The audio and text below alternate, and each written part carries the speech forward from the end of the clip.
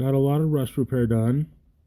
I like to knock off all the rust off, make it shiny bare metal. Cut panels, bend them into shape. I like to use the blue Scotch tape to get the right size.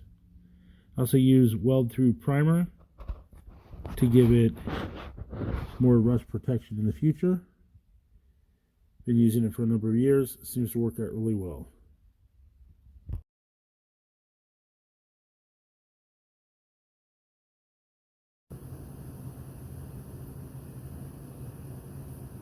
Good New Year's Eve 2023 to everyone. It's been a minute since I posted anything on the M151A1. Working on metal fab at this moment.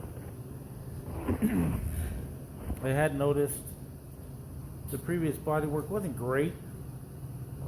It wasn't terrible.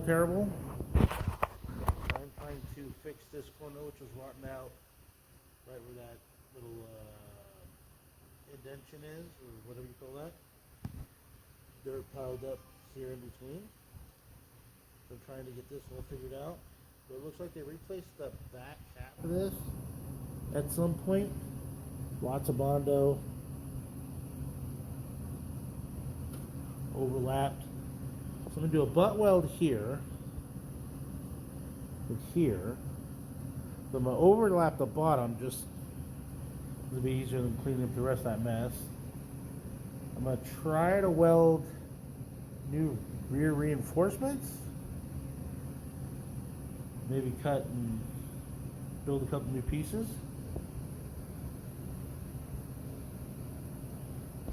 Then I'll move on to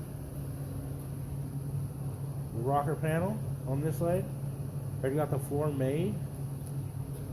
I have the rocker panel pieces made. I just need to cut them to size. I have neglected this since about August, maybe even before August. I've been working on other projects, the M38A1, Comanche, and a couple other things. M38A1. I think that's what this is. At any rate, that's where I'm at the moment.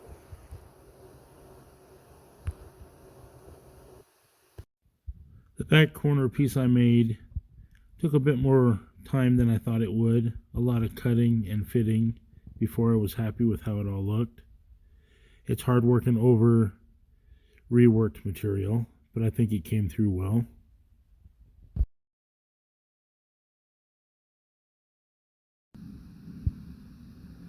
Well, not the best piece.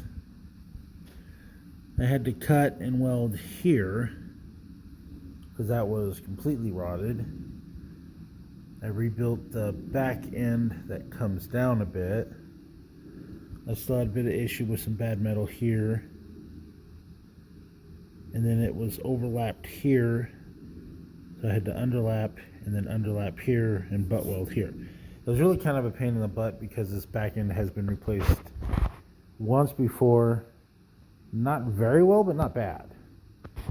I plan on welding and repairing all these corners.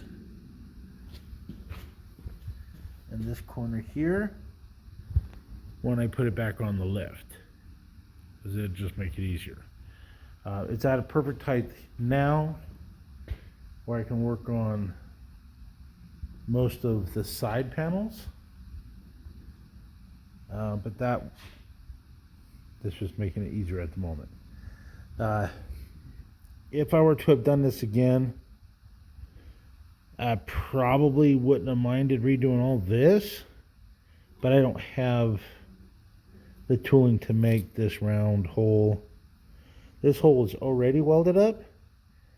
This is where the trailer receptacle or trailer plug would go into, so you can control the lights on your trailer. Looks like they put bolts in and then they cut them to make them smooth, which whatever. This does have a piece that comes, actually I think it comes, you can see it comes right about here.